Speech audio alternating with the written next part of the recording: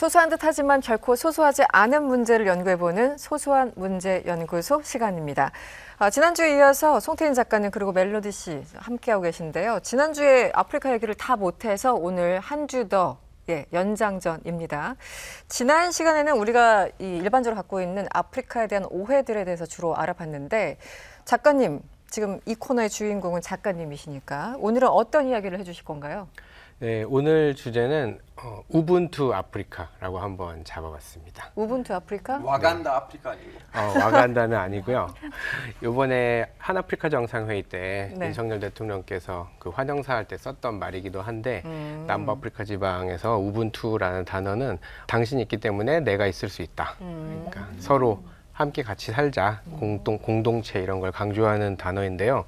이 단어가 남아공에만 있는 단어가 아니라 아프리카 전체 여러 나라들의 비슷한 의미로 되게 많이 있습니다. 공동체를 강조하는 그런 단어들이 있고 부룬디나 뭐 케냐나 이런 나라에도 다 비슷한 발음으로 있어요. 신기하게. 그래서 예전부터 이 민족들이 반투족이라고 하는데 그 민족들이 이동을 하는 동안에 꾸준히 이게 공유되었던 개념이라고 볼 수 있는 거거든요. 네. 그래서 이러한 이야기로 이제 아프리카와 한국이 지난번에는 카리브 아프리카였으니까 이제는 같이 가자 해서 우분투 아프리카.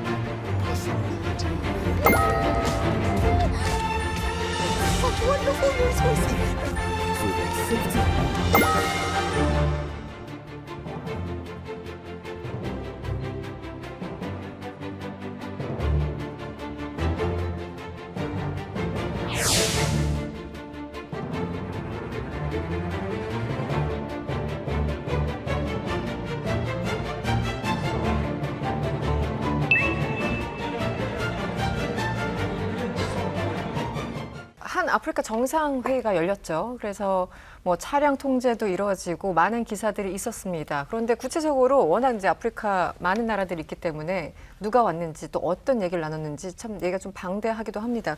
구정 기자님 대략 설명을 좀 해주시면요. 외교부 얘기로는 48개국이 참여했고 25나라의 정상들이 왔다고 하는데 조금 홍보도 미흡했던 것 같고 홍보의 맥도 사실 조금 잘 못 잡은 게 아닌가라는 생각은 들어요. 근데 정상회의에서 이제 윤석열 대통령 연설을 보니까 2030년까지 100억 달러로 공적개발원조 ODA 규모를 늘리겠다고 했는데 이거 엑스포 유치 때 이거는 다 말을 했던 것 같고 네. 그다음에 아프리카의 그 한국 기업들 무역 투자 늘리기 위해서 140억 달러 정도 수출 금융 최고 이건 이제 한국 기업들한테 주겠다는 거고 그다음에 이제 북한을 비난을 했고 뭐 이 제일 이번에 왔던 정상들 중에서 뭐 유명하다 그러면 르완다의 폴 카가메 대통령 정도인데 네. 아무래도 이제 아프리카의 그 빅맨이라 그러거든요. 이렇게 뭐 오랫동안 정치를 해왔고 꼭 독재자라고 뭐 이제 이렇게 얘기를 할 수는 없는데 다음 달에 대선이 있는데 어쨌든 뭐 이번 와주는 성의를 보였고 그 한국 기업들이 가서 뭐 르완다의 정보 기술 다 이제 뭐 깔고 뭐 이제 인연이 좀 있어요. 근데 정상회담 정상이 와서 이제 한국과 양자 정상회담을 한 나라는 확인해 보니까 뭐 적도기니, 중앙아프리카 공화국, 탄자니아, 짐바브웨, 토고, 케냐, 마다가스카, 라이베리아, 가나 이런 나라들인데 이제 정부에서는 핵심 광물 대화라는 거를 이제 그거를 출범시키겠다 이거를 가장 크게 이제 성과로 손꼽고 있습니다. 근데 이번에 온 나라 중에 사실 자원이 많은 나라 몇 가지 희토류를 가진 나라들이 좀 있는 건데 그 나라들은 사실 이번에 그렇게 적극 참여하지 않은 것 같아서 그러니까 역시나 첫 회의 어쨌든 첫 발을 뗐다라는 거에 이제 의미를 둬야 될 것 같습니다. 네. 이번 회의 일단 작가님은 아프리카에도 계셨고 워낙 관심이 있기 때문에 우리가 무슨 얘기를 했는지보다는 이제 아프리카 쪽에서 어떤 목적을 가지고 왔다라는 느낌을 어떤 특정 뭐 기사나 이런 걸 보시면서 좀 받았을 것 같은데 어떠셨습니까? 아프리카라고 항상 우리가 말하지만 늘 시작할 때마다 다시 강조해야 하는 부분이 너무 많은 54개 나라이고 네. 다 다른 나라들이고 각자 원하는 게 다 다른데 제가 이제 그들 나라에서 바라는 것들이 다 다르지만 너무 재밌는 게 한국엔 웬만하면 다 있습니다. 네. 우리나라에서 예전에 가난했던 시절도 있었고 지금 또 꽤 잘 살게 된 시절도 있고 뭐 제조업이나 농업이나 서비스업이나 IT나 뭐 에너지 인프라 건설 뭐 어지간한 거는 우리나라에서 뭐 다 해봤거든요. 콘텐츠까지. 그러니까 아프리카에서 여러 나라들이 와서 각자 자기가 원하는 것을 한국에 혹시 있을까요? 했을 때 어느 정도의 답변은 다 해줄 수 있더라고요. 우리나라에서. 그러다 보니까 아프리카 국가들이 한국과 이런 저런 일들을 할 때 꽤나 좋은 파트너로 생각하고 있는 것 같고 또 우리나라가 과거에 되게 못 살다가 잘 살았던 그 경험이 있는 나라인데 이 경험이 뭐 아시다시피 그렇게 흔한 경험이 아닙니다. 그렇죠. 예, 네. 정말 우리가 뭐 쪽집게 과외 선생님을 모실 때도 그냥 머리가 좋아서 똑똑한 사람보다 엄청 공부 못했는데 똑똑해진 그런 선생님을 더 선호하시잖아요. 네. 공부하는 법을 알고 하니까. 근데 우리나라는 정말 드문 그런 사례이기 때문에 아프리카 나라들에서도 저 선생님은 진짜 잘 가르치시는 분이야. 배울 게 많을 것 같아. 그렇죠. 원조로 받던 나라에서 이제 주는 나라로 네. 완전히 국제적인 지위가 이제 탈바꿈 됐으니까요. 맞습니다. 예.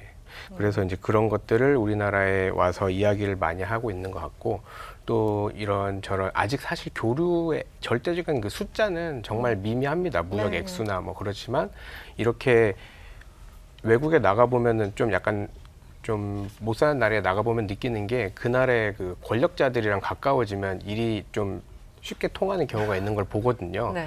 근데 지금까지는 그런 게 없었거든요. 한국이나 외국이나 뭐 별로 관심이 없었고 그랬었는데 이제는 위에서 뭔가 한번 풀어주는 계기가 나왔기 때문에 앞으로 이것이 이어질 때 어느 정도 시너지 효과가 이어질 수 있을 걸로 기대를 하고 있습니다. 그러니까 우리 입장에서 민간인 차원에서 뭘 할 때 조금 더 공간이 생겼다 이런 네. 느낌으로 이해를 하면 될까요? 네, 어쨌든 교류하는 게 늘어나고 한국에 와보신 분들이 늘어나고 그런 것들이 계속 생기면 좋을 수밖에 없거든요. 제가 뭐 케냐에서 일을 할 때도 되게 그 법적으로 통과하기 어려운 걸 제가 한번 뚫었어야 하는 일이 있었는데 그때 이제 담당자한테 제가 한국에서 왔다고 하니까 내가 얼마 전에 한국 갔다 왔는데 네. 거기 달팽이 크림이 그렇게 좋더라. 갑자기 달팽이 크림을 그러시면서 네. 이제 너 혹시 나한테 달팽이 크림 갖다 줄 수 있냐? 네. 그래서 됩니다. 무조건 된다고 해요. 전 달팽이 크림 뭔지 몰랐어요. 근데 일단 된다고 예, 대답. 네. 그렇게 해서 이제 통과한 적도 있었습니다. 네, 어려운 일을 하셨군요. 근데 그 달팽이 크림이라는 게 한국에서는 거의 본 적이 없잖아요. 근데 제가 판매는 하는데 옛날에 이게, 예. 일본에서도 그런 똑같은 경험을 달팽이 크림 이야기를 들었었고 왜 그러죠, 여러 그러면? 나라에서 그래서 저도 한국에 달팽이 크림 대체 뭐길래 뭔가 아마 그거는 수출이 더 많이 됐었나 봐요. 그리고 아무튼 아프리카 갈 때 저는 뭐를 가지고 가냐면 인삼차 조그만 거 네. 하고 그다음에 마스크팩. 한국의 마스크팩은 정말 세계에서 전 세계적으로. 여기저기서 예, 이제 선물하기 좋은 이제 그런 것들 이제는 좀 유명한 상품들이 생기니까 네. 이게 좀 뭔가 아이스 브레이킹용으로 굉장히 좋더라고요.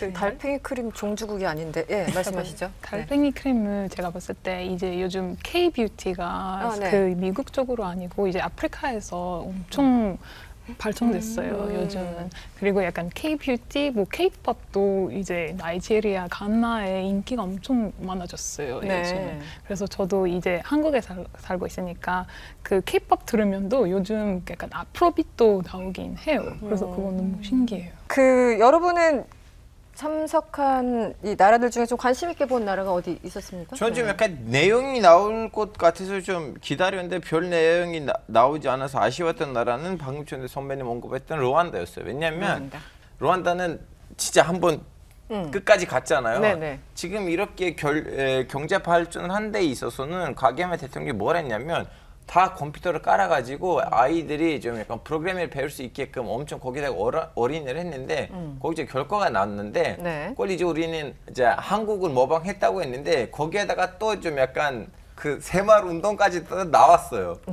근데 이제 제가 다음에 르완다에 선교사라 활동하러 가셨던 분들이랑 우연히 만났는데 그분들도 말로는 우린 다른 선교사들 사람들이랑 비교를 했을 때 우리는 더 좋은 대우를 받고 있다 루안다에서. 그래서 저는 루안다는 좀 약간 특별한 좀 약간 뭐라 해야 되나 그 형제애를 가지고 왔을 거다 그러면 이번 좀 약간 정상회담에서 루안다가 조금 더 스포트라이트를 받지 않을까라는 기대를 했는데 네. 예, 그거 좀 약간 안 나와서 좀 아쉬웠어요. 루안다가 그 전국 무료 퍼블릭 와이파이 그래서 루안다가요? 아무데도 못한 우리 멜로디 씨는 어떠셨어요? 저도 솔직히 루안다에 대해서 너무 궁금해가지고 오늘 다들 루안다를 왜냐면 한창씩. 저희 어머니가 루안다 아. 사람이라서 루안다에 너무 궁금해가지고 저도 태어났던 콩고에 대해서도 궁금해가지고 살아봤던 세네갈에서 너무 기대하고 있습니다. 네. 한아프리카 정상회의 저는 좀 되게 좋게 봤습니다. 왜냐하면 48개의 나라에서 어쨌든 왔다는 게 대단하게 보았고 만약에 북한에서 불렀으면 왔을까?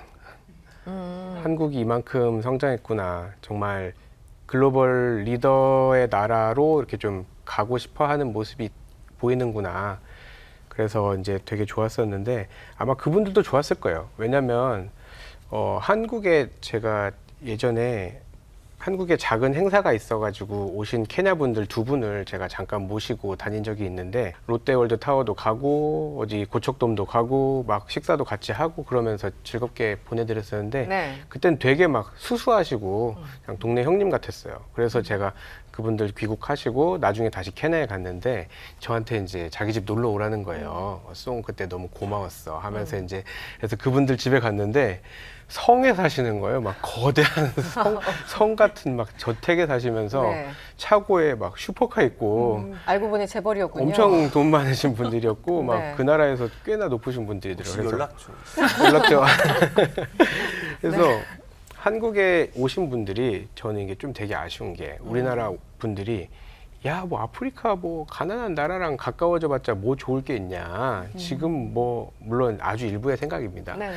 지금 뭐 대통령 뭐 할 일이 없냐 저런 거 하고 있냐 정말 이런 말씀 하시는 분도 있어요. 근데 저는 어쨌든 이렇게 많은 나라들이 한국에 와서 그분들이 우리나라의 좋은 기억을 가지고 그들의 나라로 돌아갔을 때 그분들은 한국에서 경험한 거를 잊지 않고 마음에 가지고 있을 거거든요. 네. 그래서 나중에 그분들이 한국에서 온 누군가를 만났을 때 야, 내가 그때 한국에서 이렇게 좋았었다라고 기억을 하실 것 같아요. 그러면서 이게 저는 이번으로 끝나면 안 되고 꾸준히 이어져야 요번에 뭐 정상회의 하면서 나왔던 뭐 한아프리카 핵심 광물 대환이 뭐 이런 여러 것들이 이어질 수가 있고 또 그분들이 결국에는 한국에 그 나라에 돌아가면 지위가 있는 분들이기 때문에 이런 걸 결정하시는 결정권자들이거든요. 네. 그래서 저는 요번 이러한 교류나 관심들이 꾸준히 늘어나는 게 결국에는 우리나라가 더 큰 시장이 생기고 더 큰 교류가 생기고 하면서 굉장히 큰 도움이 될 거라고 봅니다. 예. 외교의 힘을 하나하나 쌓아가는. 예, 외교뿐만 아니라 이제 우리가 일본이라는 시장이 있고 중국이라는 시장이 있으면서 또 미국이라는 시장이 있으면서 계속 확대되면서 경제가 커진 것처럼 아프리카라는 시장도 역시 이렇게 생겨나면 코스피 5천 가자. 네, 그렇게 생각할 수 있지 않을까. 알겠습니다. 작가님, 그 아프리카에 대한 오해 여기에 대해서 이제 지난주에 좀 말씀을 해주셨고 이제는 아프리카 대륙이 이제 55개국 혹은 54개국인데 앞으로 성장의 가능성이 있는 대륙인 건 맞지 않습니까? 그래서 기회의 땅 이렇게 얘기를 하는데 물론 그 성장한다는 게 어느 정도인지 어느 수준인지는 사람마다 좀 다르지만요. 기회의 땅이라고 부를 때는 이유가 있을 텐데 작가님이 생각하는 이유는 어떤 건가요? 네. 기회가 온다, 미래가 온다 이 얘기를 사실 엄청 오래전부터 했는데 주로 그렇게 얘기할 때 드는 근거가 인구가 굉장히 빨리 늘고 있다 그거거든요. 실제로 인구가 빨리 늘고 있고 그리고 그에 더 걸맞게 GDP도 많이 늘고 있어요. 네, 근데 네. 문제는 GDP가 늘어나는 속도보다 인구 늘어나는 속도가 더 높으면 빠르면 그거는 뭐 그냥 인구만 많으면 못 사는 나라가 되는 거거든요. 그러네요. 그러면 평균적으로. 얼마나 끔찍합니까? 그리고 이제 인구가 난다는 것도 우리나라를 봤을 때 우리나라는 인구가 늘어날 때 그 인구가 늘어나는 그 젊은 사람들이 바싹 열심히 일을 하고 개발을 해서 나라가 같이 쫙 성장을 하면서 이렇게 지금은 인구가 뭐 줄어든다 하더라도 어느 정도의 체력을 갖고 나라가 이제 잘 만들어져 있는 상태인데 이 사람들도 지금 고령화가 올 수 있거든요. 네, 지금이야 인구가 빨리 늘지만 케냐 나이로비 같은 경우에도 요즘에 애 그렇게 많이 안 낳거든요. 도시가 되고 하다 보니까 물론 이제 한 그래도 3명 정도지만 네네네. 예전엔 막 8명씩 나왔으니까 이제 아, 그렇게는 안 났는데 어쨌든 이들도 인구가 나중에 되면은 언제까지 이렇게 인구가 엄청나게 늘지는 않을 거예요. 그렇기 때문에 이 사람들도 이걸 알고 있기 때문에 자기들의 인구가 젊은 인구가 많이 있을 때 최대한 발전을 해야 된다는 그 골든타임을 지금 놓치지 않으려고 하거든요. 네. 그래서 인구가 늘어나는 건 늘어나는 거고 그 인구가 늘어나는 속도보다 더 빨리 나라를 발전시켜야 하는 미션이 각 나라 지도자들에게 있어요. 근데 이 지도자들이 예전에 진짜 나쁜 사람들이 많았습니다. 거의 자기가 왕인 것처럼 네. 나라의 이런 자원 다 마음대로 가지고 가고 막 횡령하고 막 가족들 나눠주고 그랬었는데 아무래도 요즘에는 이런 민주주의 같은 게 자리가 잡게 되고 또 여기저기서 이런 좀 스스로 정부에서도 이런 장치를 만들다 보니까 예전처럼 그렇게 심하게는 못해요. 그러다 보니까 이 국민들도 물론 원하고 있죠. 시민사회도 이제 성숙해지면서 우리를 더 부유하게 해줘라. 그리고 그렇게 되지 못하니까 이 늘어난 인구들이 유럽이나 다른 나라로 막 터져 나가고 있잖아요. 그러니까 유럽이 지금 가장 크게 난리가 네. 났는데 네. 어쨌든 이 나라들이 인구가 늘어나는 속도보다 더 빨리 나라를 발전시키기 위해서 되게 많이 노력을 하고 있습니다.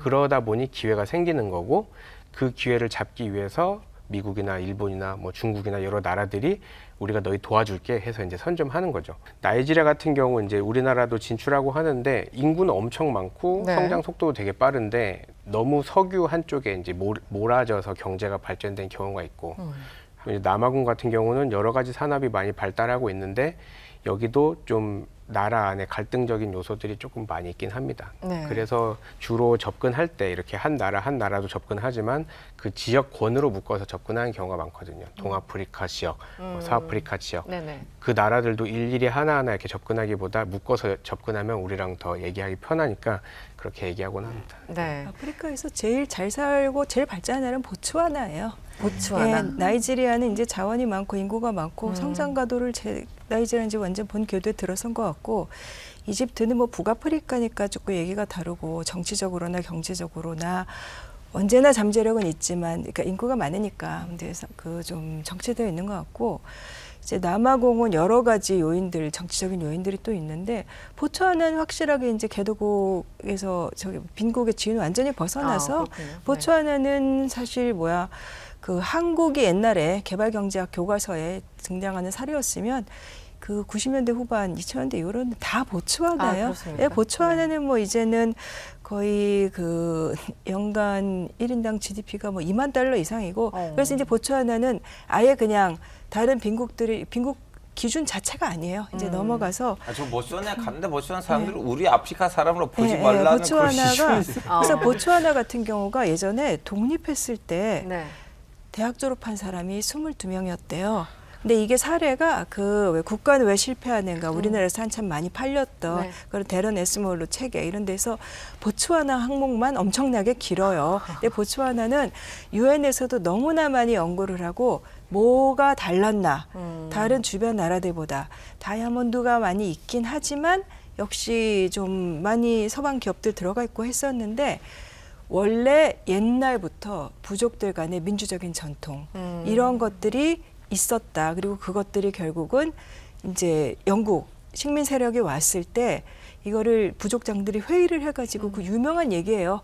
이렇게 배 타고 그래서 부족장 3명이서 영국 가가지고 여왕과 단판 치어서 네네네. 이제 그래서 영국의 총리와 당시 이제 남아공을 지배했던 세실 로즈 이 사람들 사이의 경쟁 관계를 잘 이용해서 나라도 자치를 어느 정도 유지하고 그 다음에는 자원의 덫에 빠지지 않고 그래서 근데 지금도 아직도 그 세실 로즈의 저기 다이아몬드 회사 거기에 드비어스랑 같이 계속해서 협상하는데 보츠와나 같은 데가 제일 좀 잘 나가고 르완다는 이제 IT 쪽으로 완전히 가서 많이 하고 있는데 근데 르완다나 보츠와나는 지금 이제 작가님 얘기하신 나라들은 지금 현재 보츠와나가 더 잘 나가고 있더라도 결국 그 말씀하신 나라들이 그 대륙에서 다른 나라들을 끌고 가는 역할을 해줘야 되는 큰 나라들인 거고 보츠와나나 르완다 같은 데는 좀 작은 나라들이에요. 한국 없어요.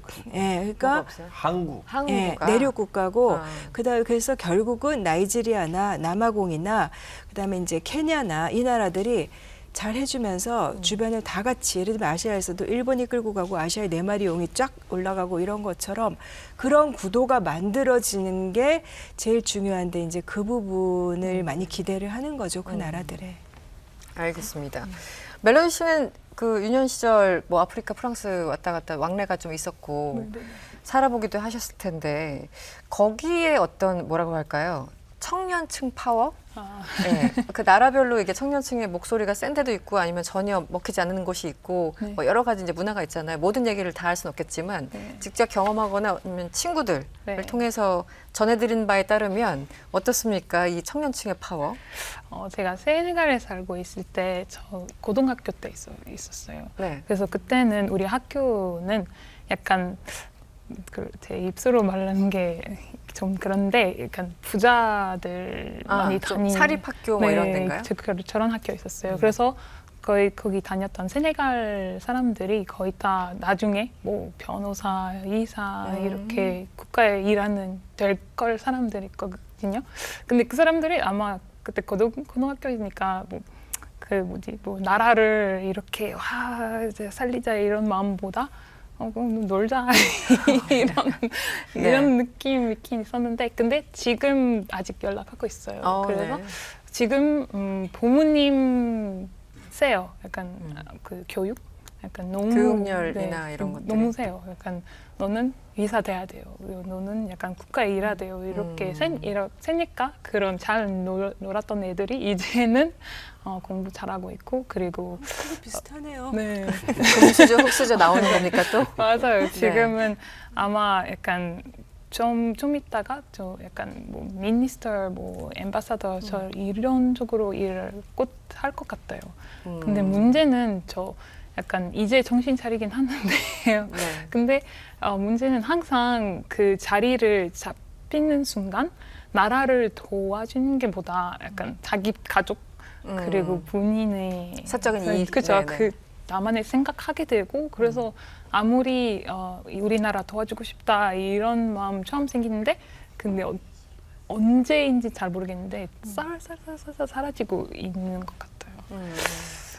그럼 세네갈도 지금 이제 어떤 특정 학교를 다녔기 때문에 평균 내기는 좀 어렵긴 하겠지만 거기도 우리처럼 이제 소위 금수저, 흑수저 이것 때문에 부모님의 영향력과 돈과 이런 것 때문에 아주 극단적으로 조금 나눠지는 그런 게 있나 봅니다. 네, 뭐 좋은 맞아. 학교 이런 맞아. 상황도. 우리 학교는 진짜 너무 아팠던 생각은 약간 학교 들어가기 위해서 큰 벽을 약간 지나가야 돼요. 근데 그 입구 네네. 입구가 들어갈 때 와 여기는 좋다. 근데 나가면 진짜 돈이 없는 애들이 뭐 이런 어렵게 살고 있는 사람들이 너무 보이니까 그건 좀 약간 차이가 너무 지금 말씀하신 벽이라는 건 어떤 보이지 않는 사회적인 계층을 말씀하십니까? 아니면 보이는 뭘 말씀하시나요? 둘 다요. 둘 다요. 아. 약간 부자들 그리고 네. 가난한 사람들이랑 세네갈이 아프리카에 좀 독특한 나라예요. 이게 그 작가님이 계셨던 동아프리카 쪽은 원래 인도양과 아랍 문화권 이쪽 다 이어져 스와힐리 문화권, 반투 문화권 그러는데 서아프리카는 완전히 달라요. 그 한마디로 옛날에 흔히 말하는 뭐 노예 거래라든가 이런 것들 아픈 역사들 그러니까 말라리아 많고 이것들이 대체로 다 서아프리카 쪽이거든요. 근데 거기서 되게 안정된 나라가 이제 세네갈. 그러니까 뉴스에는 별로 안 나와요. 왜냐하면 분란이 없으니까. 뉴스에 나왔던 옛날에 제일 유명했던 게 다카르 랠리. 나중에 이제 남미로 갔지만 근데 세네갈이 분란이 없고 독특하고 이제 좀 안정된 것도 있지만 어떤 면이 독특하냐면 다른 나라들은 이제 그 지도자들이 유럽에 가서 공부를 하고 오고 그랬어도 그 식민 통치국하고 많이 싸워서 이제 독립을 했는데 세네갈은 처음부터 굉장히 프랑스화된 지식인들 중심으로 이제 건국이 됐고 거기 생고르라는 초대 대통령도 프랑스가 인정하는 정말 프랑스어의 뭐 유명한 문인이었어요. 프랑스 문단에서 굉장히 인정받던 문인 생고르는 아시고, 생고르 같은 사람이 그러니까 진짜 프랑스식 지식인이 이제 세네갈을 약간 좀 건국을 하고 네. 그래서 조금 세네갈은 다른 지역하고는 또 분위기가 많이 다르다 그러더라고요. 굉장히 아름답다고 들었어요. 가보면 너무 좋다고. 우리 그 아프리카를 주목해야 되는 뭐 이유, 뭐 기회의 땅, 뭐 미래의 모습 이런 것들 좀 얘기를 해보고 있는데 작가님이 생각하시는 또 우리가 아프리카를 주목해야 되는 이유 또 뭐가 있을까요? 네, 아프리카는 되게 빨리 디지털화가 되고 있는 대륙입니다. 이게 좀 이해가 안 되실 수도 있는데요. 네. 아프리카에 컴퓨터가 있냐, 뭐 핸드폰, 스마트폰이 있냐라고 이렇게 생각하실 수 있는데 그게 좀 역시나 고정관념 있고 꽤 네. 많이 보급되고 있는 중이거든요. 네, 네. 중국산 핸드폰 사가지고 네. 네. 중국산 뭐 이게 알파고님 말씀하신 것처럼 중국산 스마트폰 같은 거는 뭐 100불 정도면은 정말 할 수 있으니까 네. 그걸로도 충분히 인터넷을 쓸 수 있고 뭐 여러 가지 일들을 할 수 있으니까 가능한데요. 또 페이스북이 아프리카 한 30개 나라에 30여 개 나라에서 데이터를 무료로 페이스북을 쓸 수 있게 해줬어요. 그래서 페이스북에 접속을 할 때는 데이터를 쓰지 않고 무료로 접속하는 거죠. 우리나라 요금제는 이제 정액제 쓰시는 분들이 많고 좀 대용량 막 몇백 기가씩 쓰시는 분들이 많아서 그렇게 크게 생각을 못 하시는데 아프리카 여러 나라들은 데이터 뭐 1메가짜리 요금제, 뭐 10메가짜리 요금제 되게 조그만 요금제들이 많아가지고 이메일 한번 보고 이제 데이터 끊기고 막 이 정도로 맞아요. 되게 그거 다 조그맣게 해가지고 이제 쓰거든요. 네. 근데 페이스북은 이거를 자기 페이스북에 들어올 때는 무료로 해줬습니다. 네, 그러니까 이 페이스북을 중심으로 굉장히 다양한 디지털 문화가 만들어지고 있어요. 그렇네요. 예. 그 생태가 구축됐겠네요. 예, 네. 그 안에서 쇼핑을 하고 그 안에서 언론을 만들고 또 학교에서 뭐 공지 올리면 페이스북에다가 올리고 학교 그런 식으로 공지까지. 예, 되게 다양하게 그래서 이런 것들을 사람들이 가지고 핀테크나 여러 가지 스타트업들이 굉장히 많이 만들어지고 있습니다. 네. 한편으로 봤을 때 한쪽에서는 이제 뭐 모리셔스, 튀니지 이런 국가들에서 또 시위가 급증하고 있다 이런 기사도 본 것 같은데 어떻습니까? 시위가 전반적으로 좀 과거에 비해서 많이 일어나는 편인가요? 일어난다면 어떤 이유 때문에 일어나고 있습니까? 시위가 급증한다는 건 뭐 여러 가지 관점에서 볼 수 있겠지만 사실 옛날에도 시위는 많았는데 네. 그때는 시위가 나면 사람들을 정말 이렇게 막 무자비하게 탄압을 해서. 해버리는 경우가 많이 있었죠. 그런데 최근에 나타나는 시위들은 어떻게 보면 민주주의 안에서 일어나는 시위입니다. 예, 물론 아닌 경우도 있으나 네네. 에티오피아 같은 경우는 되게 끔찍한 일이 발생하기도 했고 했었는데 케냐에서 대선이 있었는데 우후루 케냐타 대통령하고 또 그 상대 라일라 오딘가 후보가 이렇게 붙었었는데 그때 대통령 선거를 마친 다음에 대통령 선거 이후에 시위가 일어났습니다. 이제 선거에서 진 후보가 이거 불복하면서 이제 난리가 났었는데 그때 당시에 법원에서 뭐라고 말했냐면 이 선거를 다시 해야 된다 그랬습니다. 법원에서요? 네, 이게 굉장히 법원에서 엄청난 결정을 한 거거든요. 왜냐면은 현 대통령이 당선이 됐는데 그걸 네. 물른 거니까. 네네. 어마어마한 정치적 사건이네요. 예, 네. 그러다 보니까 이제 이거에 대해서 엄청 시위도 있었고 문제가 여러 가지가 있었는데 근데 사람들이 이게 결국에는 이제 다시 투표를 해서 그때 당시에 그 우후루 케냐타 대통령이 다시 한번 당선이 되기는 했어요. 뭐 여러 가지 이야기들이 있었는데 근데 이걸 보면서 느낀 게 법 위에서 싸운다. 예전에는 사람들이 법 바깥에서 싸우고 억지 부리고 이렇게 했었는데 지금은 사람들이 어쨌든 시위를 하든 뭘 하든 결국엔 법 위에서 싸우고 그걸 따라서 나라가 만들어지는 모습들이 있으면서 많이 달라지고 있다. 시위가 이제 늘어난다라고 하는 건 뭐 있을 수 있는 겁니다. 왜냐하면 늘 말씀드리지만 나라가 50여 개국이고 네네. 늘 싸우고 한국도 늘 지금도 요즘에 광화문 같은 곳에선 뭐 늘 시위는 있고 항상 이러죠. 네. 있고 하니까 민주주의에선 우리 디폴트. 시위 예. 맛집이에요. 네. 시위 맞지. 그래서 그런 말을 할 수 있는 그런 나라가 되어가고 있다는 게 나쁘다고 볼 수 있는 건 아닌 것 같고요. 어쨌든 그 과정에서 디지털 이런 것들이 큰 역할을 하고 있습니다. 자, 네. 그러면 작가님 큰 역할을 하신다고 하셨는데 무슨 역할이에요, 그거? 디지털이 이 시위에다가 어떤 역할을 해요? 이런 일이 있었습니다. 그 케냐에서 시위를 하는데 소년이 죽었습니다. 그때 이제 바로 SNS에 쫙 올라가는 거예요. 온 나라 사람들이 그걸 알게 되고 군인이 이렇게 했다 막 이렇게 하면서 이게 막 순식간에 이 분위기가 안 좋아지니까 정부에서도 그거에 대해서 성명을 내놓을 수밖에 없고 이건 미안하다 잘못했다 하니까 시위대나 이런 사람들도 야 우리가 좀 조심해야겠다 이제 이런 식으로도 이제 생각하고 하면서 예전 같았으면은 전화로 하거나 뭐 뭘로 할 거예요. 편지를 쓸 거예요. 네. 뭐 잘해봤자 TV에 나와서 얘기하는 건데 TV는 굉장히 제한적인 정보만 나오는 곳인데 이런 페이스북이나 여러 가지 SNS 같은 것들이 활성화되면서 순식간에 다 퍼질 수 있는 나라가 되니까 함부로 권력들이 이렇게 쉽게 뭘 할 수가 없는 게 되는 거죠. 최근 한 10여 년 동안은 진짜 그 SNS나 이런 것들 디지털이 계속 확산되면서 시위 양상도 달라지고 젊은 층의 참여도가 더 높아지는 것 같기도 하고 사실은 그 사진 한 장이 정말 많은 사람들의 감정을 움직이잖아요. 네. 그래서 분명히 시위 양상 같은 데도 영향이 있어 보입니다. 네.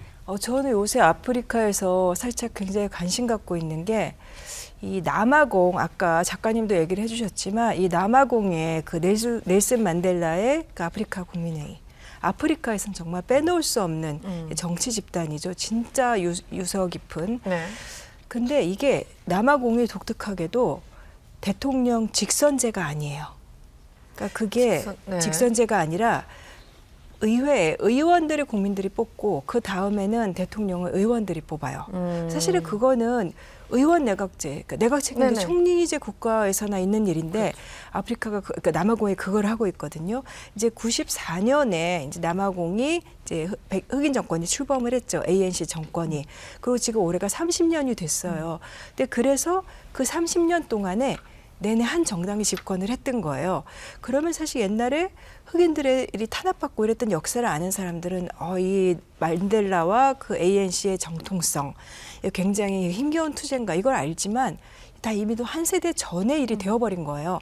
그렇게 되면서 사실 남아공도 젊은 사람들의 관심사는 경제 문제, 실업 문제, 뭐 우리도 특정 세대를 지칭하는 것처럼 저 흑인들 투사들의 세대들은 다 결국 기득권층이 된 거 아니냐. 격차는 커지고 이렇게 되면서 점점 더 지지율이 떨어지더니 최근에 치러진 총선에서 맞아요. 네. ANC가 네네. 과반 득표를 못 해버린 거예요. 네. 그래서 아마도 ANC가 어떻게 해서든 연립 정권을 해서 이어가기는 가겠지만 참 어떻게 될지. 그러니까 지금 남아공이 정말 주도적으로 이 남부 아프리카의 어떤 경제 기관차가 돼야 되는 시점에 그러기는커녕 내부 문제로. 근데 지금 남아프리카 공화국의 그 시릴 라마포사라는 대통령이 그 만델라 전 대통령이 감옥에서 나와가지고 백인 정권하고 물밑에서 협상할 때 그때 그 메신저 역할을 했던 굉장히 유명한 운동가 출신이에요. 그러니까 보통 이제 뭐 만델라의 비서였다라고 하는데 근데 지금 그래서 이 남부 아프리카에서 주축인 남아공의 어떤 정권이 어디로 갈 건가. 지금 그 작가님께서 이제 법치와 민주주의 얘기를 해주셨는데 아프리카도 똑같이 이제 그런 식으로 가요. 뭐 시위도 하기는 하지만 이제 법과 정치의 테두리 안에서 제도권 정치의 테두리 안에서 싸우고 있는데 이번에 아주 그 굉장히 좀 주목할 만한 사건이 벌어졌던 것 같아요. 네. 우리 아프리카 이제 언급을 하면 항상 자원 얘기를 하죠. 사실 관광 자원 이런 것들도 굉장히 좀 유명한데 여기에 대해 좀 첨언하실 부분이 있나요?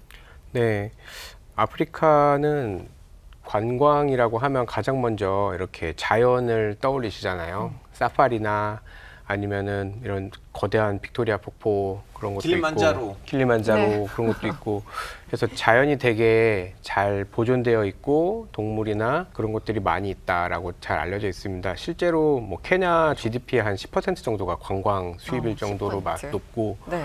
또 되게 잘 유명한 곳들도 많이 있거든요. 뭐 잔지바르나 뭐 여러 가지 곳들이 있는데 의외로 서아프리카 쪽은 또 별로 없습니다. 그래요? 예, 서아프리카 쪽은 좀 날씨도 많이 덥고 막 그러다 보니까 별로 없고 근데 북아프리카 쪽은 이제 모로코나 이집트나 이런 쪽이 역시 관광 대국이고요. 그리고 자연뿐만 아니라 되게 오래된 유적들도 있어요. 어떤 분들은 뭐 아프리카에 옛날에 뭐 이런 역사적인 게 있냐 싶은데 말씀하신 분들도 있는데 이런 해안지방, 동아프리카 해안지방에는 예전에 그 이슬람 문화랑 현지 문화가 섞여서 되게 멋있는 곳들도 많이 있고 에티오피아에도 예전부터 있었던 그 왕국들의 흔적이 네네. 지금도 남아 있어서 굉장히 멋있고 그렇습니다. 그리고 또 그 세네갈 안에 이렇게 고같이 들어가는 그 감비아이란 나라가 있잖아요. 감비아 강 앞뒤에다가 붙어 있는 나라. 네. 거기 가시면 예전에 그 노예들을 뭐 팔고 매매했던 네네. 그런 요새들이 아직도 있는 그대로 보존돼 있어요. 그 역사적. 보존돼 있고요. 그리고 말리에서 네. 예전에 전 세계에서 인류 역사상 최고의 부자는 말리 사람이었어요. 이름을 지금 까먹는데 만사무사. 만사무사 네. 맞아요. 이 사람은 인류 역사상 최고의 부자였어요. 이 사람이 이제 성지순례 하러 메카 메디나 갔다 왔는데 그때 가면서 사람들한테 나눠줬던 돈으로 엄청난 이제 궁전으로 생겼다고 할 정도로 전설이거든요. 네. 근데 이분 시절 때는 말리에서 하나의 이렇게 그 대학교 기업 이슬람 사원이 생겼는데 아직도 매년 사람들이 가서 거기에다가 이제 흙을 묻히거든요. 네. 그래서 이것도 유명한 축제가 됐어요. 그래서 네. 매년 이 축제에 참여하려고 그 서양 사람들이 말리에 많이 갑니다. 아. 그래서 말리에서도 엄청난 좀 약간 역사 유적지들이 있어요. 네. 말리에 그 옛날에 영어식으로 팀벅투라고 했었는데 팀북투 맞아요. 통북투라고 지금 말리식으로 하는데 그거 저도 사진으로만 봤는데 정말 너무너무 가보고 싶어요. 아, 그리고 얘기 나온 김에 또 아프리카 관광지 추천해도 관광지 되나요? 예, 그 아프리카에 보통 이제 뭐 그 케냐와 탄자니아에 이어져 있는 곳에 케냐 쪽은 이제 마사이 마라, 그다음에 탄자니아에는 그 유명한 세렝게티. 여기에 뭐 그 관광은 돈은 좀 비쌉니다. 좀 돈은 좀 비싸군요. 듭니다. 그게 이게 핵심이군요. 자연보호구역을 원래 들어가려면 보호를 해야 되기 때문에 돈이 많이 들어가고 거기 너무 좋고요. 서아프리카는 아까 작가님께서 별로 볼 거 없다 그래서 제가 서아프리카를 대변하여 갑자기 아니 네. 부인하는 건 아니에요. 부인하는 건 아니고요. 그래도 서아프리카를 편들기 위해서 네. 서아프리카에는 이제 가나 같은 곳에 가보면 거기가 황금 해안, 상하 해안, 이 상하 해안을 불어로 바꾼 게 코트 디부아르 그 나라가 있죠. 거기 가면은 아프리카인들한테는 조금 슬픈 일이지만 이게 노예들 끌고 갔던 당시에 이제 그 성체 같은 거 예전에 버락 오바마 대통령이 취임해서 처음 아프리카 갔을 때 가나의 그곳을 방문해서 이제 사진도 그때 찍었고요. 간 게? 예, 그런 것도 그래서 아프리카를 누가 관광을 가겠어가 아니라 가야죠. 예, 너무 가고 가보면은 싶은데. 완전히 다른 문화를 굉장히 많이 느끼실 수 있을 것 같아요. 역사에 관심이 있으신 분들 사실은 서아프리카에서도 그 가나에 가면 아샨티 문명이 있는데 그 아샨티 문명의 유적지들이 많거든요. 근데 이제 일단은 역사 관심이 있어야지 역사 토크가 돼야지 이제 갈 수가 있을 텐데 네. 워낙 이제 동쪽이 너무 소개돼가지고 네. 서쪽이면 세네갈에서도 그 핑크 호수가 있어요. 거기 거기 사진 가면 봤어요. 너무 예뻐요. 네. 그리고 혹시 가보셨어요? 네, 저 사진으로만 가보셔서 핑크 핑크 호수를 너무 예뻐요. 가보시다니. 그리고 다 약간 뭐가 던지면 플로팅 해요. 왜냐면 소금이 이렇게 너무 많이 차 있으니까. 네네. 전 너무 신기해요. 그 하나 더 있어요. 그 한국에서 씨름 있잖아요. 그 세네갈에서도 씨름 굉장히 유명해요. 그리고 그래요? 한국 씨름이랑 세네갈 씨름이랑 비슷한 부분이 너무 많아서 그래서 한번 세네갈 가시면 씨름 컴피티션 대회가 보시면 너무 재밌을 것 같아요. 네, 이런 깨알 같은 정보 감사합니다. 그나저나 제보에 따르면 구정 기자님이 곧 뭐 아프리카 여행 간다고 하던데 어디로 가십니까? 오늘 그렇게 열심히 떠들었던 네. 르완다, 우간다 갔다 와서 상세하게 제가 혹시 네. 영상을 제 스스로 굉장히 잘 찍게 되면 공개를 하도록 하고요. 네. 예, 아무튼 저는 르완다에 조만간 떠납니다. 네. 르완다하고 영상. 우간다. 르완다와 우간다. 네. 둘 다.